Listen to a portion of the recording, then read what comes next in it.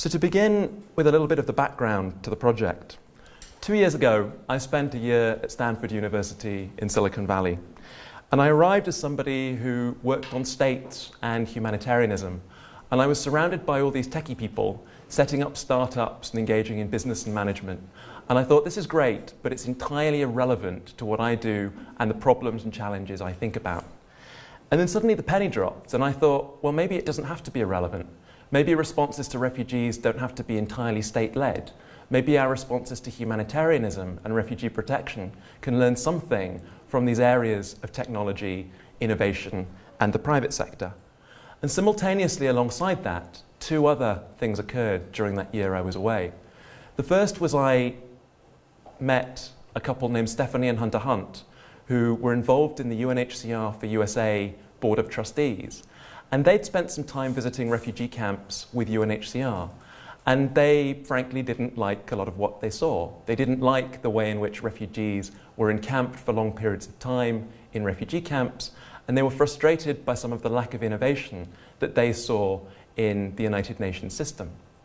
Alongside that, Deputy High Commissioner for Refugees Alex Alenikov, an academic, was given the brief by the High Commissioner Antonio Guterres to think about the modernization of the organization.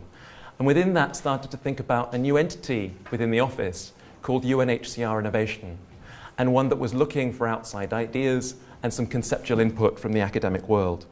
So out of those sets of chance occurrences during that year, the ideas for the Humanitarian Innovation Project were born. And our basic remit and aim is to research the role of technology, innovation, and the private sector in refugee protection. And specifically, we have a dual purpose, an academic aim and a practical aim. Academically, we want to reconceive and think about the role of the private sector in humanitarian governance, the way it's emerging and changing, and rethink how we understand the relationship between states, markets, and international organizations in the humanitarian world, at the local level, the national level, and the global level. And in a practical way, we want to make a contribution to conceptualizing a bottom-up approach to humanitarian innovation. How can we begin with particular challenges defined in a participatory way by working with refugee communities and work out a way to move from problem identification to exploring possible solutions, to piloting those solutions and scaling different ways of engaging with problems. And to give that a meaningful starting point, we're focusing initially on the question of refugee livelihoods. And how is it that new ideas, shaped from the local level and also drawn in from outside, can reconfigure responses to refugees from one of humanitarian dependency to one of self-reliance, self-sufficiency, and in some cases, market-led solutions where they're appropriate. We're starting with a very familiar set of problems, a set of problems that go right back to the founding purpose of the Refugee Studies Centre, go right back to the work of Barbara Harrell-Bond and the ideas of imposing aid. And we see a number of key problems in the way humanitarian assistance is currently applied to refugees. And these are a set of problems that will be familiar to most of you. The photograph comes from the Aliada refugee camp in Djibouti. And on the right is a guy from Somaliland called Wuli. And he's been outside Somaliland and in that camp since 1988. And he's had little hope of a durable solution, little hope of resettlement, had few educational opportunities and few opportunities to set up anything sustainable or have the right to work. And what he's done instead in that camp context is set up with a chalkboard and a piece of chalk a simple way in which kids in the camp can get access to secondary education. He said to me, man doesn't live on food and water alone, but on hope. And he was trying to transmit some of that hope to the next generation. But his situation, like so many others, is indicative of three major challenges. A lot of current responses in humanitarianism in general, but towards refugees in particular, are inefficient.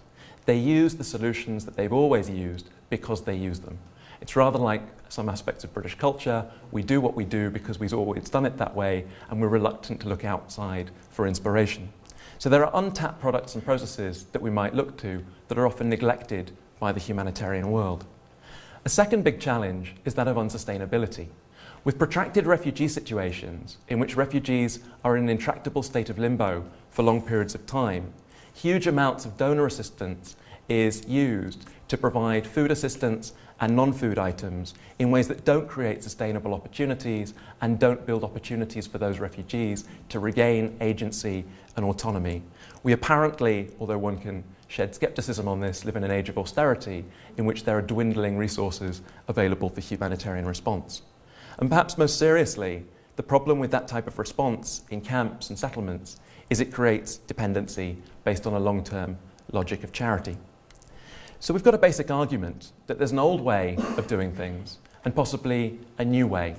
And we want to argue quite strongly, not that the old way is completely irrelevant. Of course, state responses to provide protection, particularly in emergency situations, are crucial and save lives. But they're not the only way. In theory, we should move quite quickly from an emergency response to something quite different. And just in a very crude way, to illustrate this, the old way of providing assistance to refugees is based on the state sector responding. It's based on a logic of long-term dependency. It's based on a logic of humanitarianism. It assumes that refugee protection is a public good. It has to be provided by states and donor governments because no one else will step in. And it often, from the perspective of host governments, perceives refugees as a burden. They're a cost to their societies rather than a potential benefit.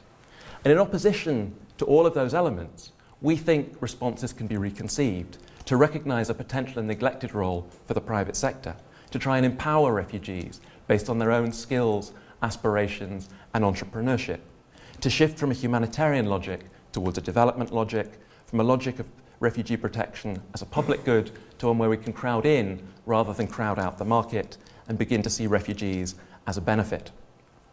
So we think innovation has a potential role to play in that context. What do we mean by innovation? Well, we don't mean novelty. We're not thinking about men with white beards in laboratories coming up with spangly new technologies. We mean something very simple, looking for ways of taking products and processes that might be pre-existing and adapting them to contexts. And those can be on a very small scale, taking something like a cooking stove in one context, piloting it and seeing if it works in a very different context, and where necessary, adapting it. Taking a microcredit solution or a way in which we can bring opportunity and trying to innovate it.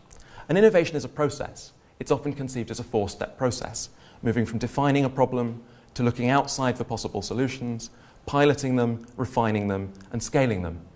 Crucially, that's a process that everybody goes through. On a daily basis, when we encounter challenges, we go through each of those stages. Every day in the humanitarian world, there is innovation. Every day in the lives of refugees, there is an innovation process. We think in the refugee context, innovation is particularly relevant at two levels, the emergency phase and protracted refugee situations. If we think about humanitarian response at the emergency phase, it's a series of subsectors. It revolves around shelter, water, sanitation and hygiene, health, nutrition and ICT. In all of those areas, there are potential untapped solutions outside that need to be drawn in. But most crucially with protracted refugee situations, we can challenge elements of the logic of encampment through innovation. UNHCR Innovation has defined three pillars to its work, which it calls live, link and work. Live being about the emergency response, link being about ICT, and work being about livelihoods.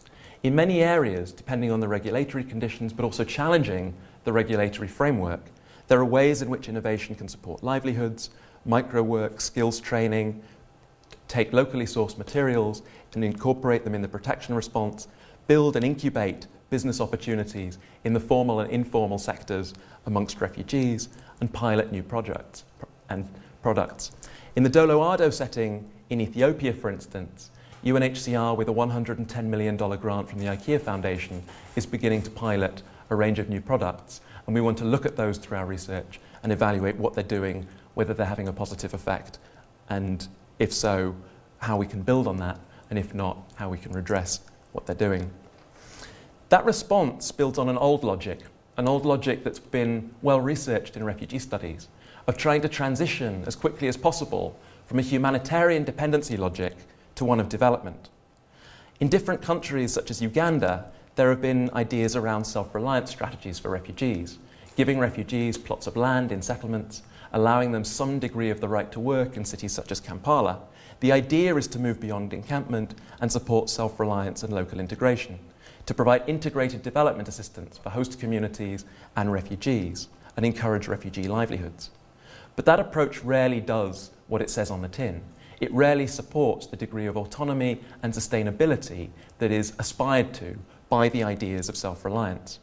And that's partly because it's been traditionally reliant on state donor assistance. It's been very top-down in vision, and it's been very state-led. And inadequate development assistance has often been applied to those structures to make them viable, workable, or appeal to the interests of host governments to change their regulatory frameworks. One possible solution to this that's been put forward, particularly by UNHCR, and we want to open up to question, is the role of the private sector. The traditional assumption is refugee protection is a public good that needs to be provided by states. In the last 10 years, UNHCR has moved to think about the role of the private sector. And it's gone through 3 phases in thinking about its private sector work: philanthropy, corporate social responsibility, and innovation.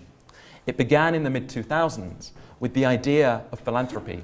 It appealed to corporations like Nike and hoped they would write checks to support their dominant model. Unsurprisingly, not many did. It then moved to using corporate social responsibility as the carrot to induce greater private sector contributions. It hoped that brand attachment to the refugee problem would bring in a greater degree of contributions to UNHCR's work. But that led to certain limitations. And today there's been a recognition that innovation might provide a much more significant and meaningful incentive for the private sector to get involved at the local level, the national level, but also at the global level. And the logic is as follows. If you can innovate for 43+ million displaced people, then you are effectively innovating at the bottom of the pyramid for, say, the bottom 2 billion in the world. And if you can innovate at that level, you create opportunities for reverse innovation, which is a real motive for the private sector to get involved at all levels. It's arguably one of the motives on which IKEA has become involved in this area through its foundation. That has a huge number of challenges. It has potential downsides, and there are huge normative challenges involved. But it's well worth recognizing and trying to understand, because that innovation and the idea of scalability provides an incentive for a whole host of new actors to get involved.